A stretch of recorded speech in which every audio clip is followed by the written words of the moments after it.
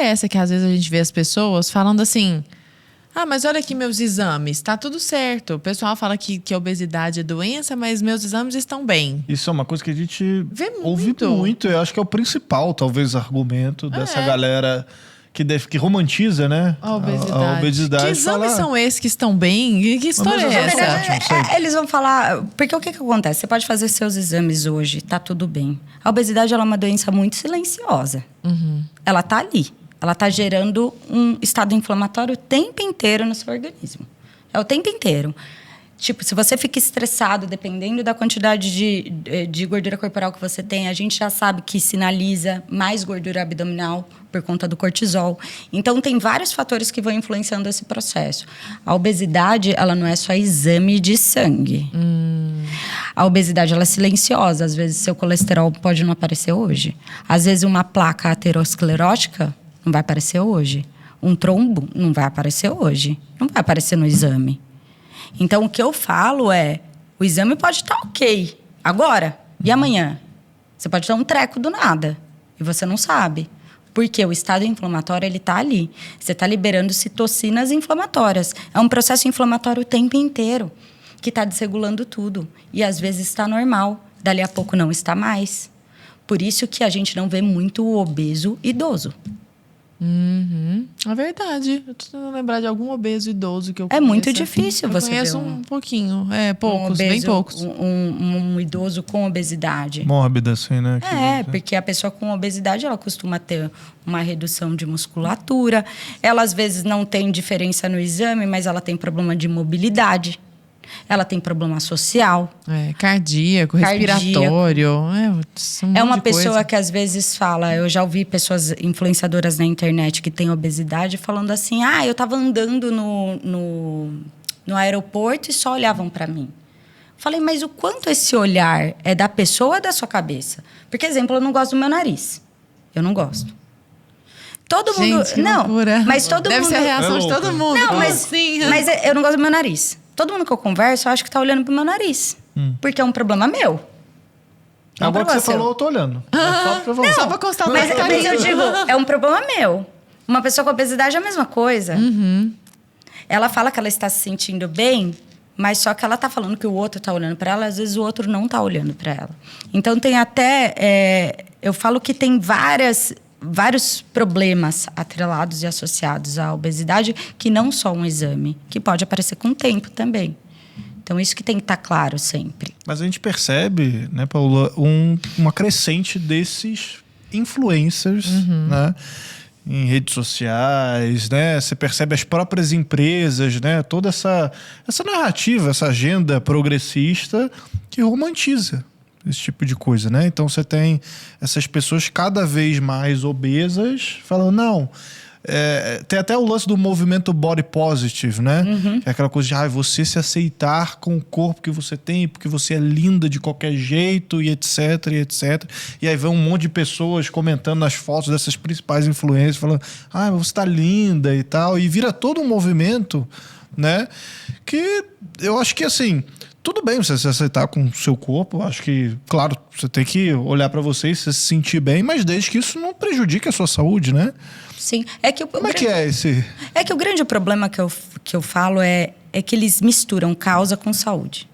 Causa e saúde não se misturam. Causa? Causa e saúde não dá pra misturar. A causa no sentido de bandeira ideológica. Ele vai levantar a causa que eu preciso me aceitar. Só que o que acontece? Quantas pessoas você está influenciando a fazer isso também? Não tem problema você se aceitar. Eu sempre falo, foi o que você falou. Você pode se olhar no espelho e se achar uma pessoa bonita, e isso é muito bom para a gente, para a nossa estima, para tudo mais. Mas o quanto disso não é um egoísmo também com o seu corpo? Porque as pessoas não param para pensar o quanto você está feliz de fato com aquilo, ou o quanto você quer levar todo mundo para a vala com você. Porque é muito mais fácil todo mundo ficar igual a mim. Que é difícil ser diferente. Então, o que eu falo é que quando se trata de obesidade, a gente tem que entender que o respeito ao próximo é direito e dever do cidadão. Todo mundo tem que ser respeitado. Independente se você gosta ou se você não gosta, você tem que respeitar. Certo? Isso é uma caixinha. Agora, a caixinha que a obesidade é doença sempre vai ser. A gente não pode porque mudar... é um fato objetivo, né? Eles queriam mudar a nomenclatura da obesidade. Pra quê? Pra virar o quê? Desordem alimentar, alguma coisa assim. Eu falei, Ou seja, gente, pressupondo que é uma desordem. então, mas só que eu falo assim, gente, calma. Por que mudar? Mas é uma guerra linguística, né? É uma guerra já das próprias Com palavras, né? certeza. Eu falei, mudar a nomenclatura vai mudar o que está acontecendo? Não vai. Vai maquiar, talvez. É a mesma coisa da gente pegar e agora a quantidade de pessoas com obesidade está aumentando, então vamos aumentar a quantidade de, sei lá, eu fui para um navio aqui que tinha, tipo, uma época tinham 2 quartos para pessoas com obesidade, depois tinha um andar para pessoas com obesidade. Meu Deus! Eu falo, mas o quanto as pessoas também, elas veem que tem o quarto e falam, tem o quarto, eu não vou mais me cuidar. Então, a gente tem que pensar nisso como um problema de saúde pública. Não é uma coisa que não dá para mudar. Dá para mudar. É questão de você pegar e mudar a sua chave. Isso que você está falando quando essas próprias influências, né, essas próprias pessoas acabam olhando para a questão do mundo, porque pelo que você falou, tipo, é muito mais fácil, né? Claro, você aceitar da forma que você tá do que você querer mudar, porque exige sacrifício, né?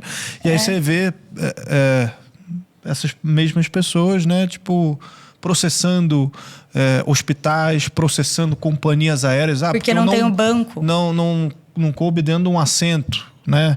Só que, cara, você fica pensando, pô, é um hospital, né? Cara, você tem uma máquina, sei lá, numa tomografia, por exemplo. Você tem um tamanho lá que foi feito para seres humanos ou para vários tipos de corpos. Se você não conseguiu entrar numa máquina que foi fazer feita alguma coisa para ser mudar. humano, e você precisa ser levado, sei lá, para um aras para fazer um negócio num aparelho que é feito para cavalo, cara, como é que o problema vai estar com o hospital, não é? Então... E não é uma coisa que é imutável. Isso que as pessoas têm que entender. É diferente de vários outros problemas que a gente não consegue solucionar. Então, é uma coisa que dá para solucionar. É a questão da pessoa querer. Estar disposta. Eu vi que tem um mundo antes da pandemia, tem a pandemia, o marco, e depois da pandemia. Antes da pandemia, a gente tinha muito uma motivação que era uma motivação mais extrínseca, que era uma motivação pelo meio. Então, as pessoas elas queriam estar bem por conta de outras pessoas.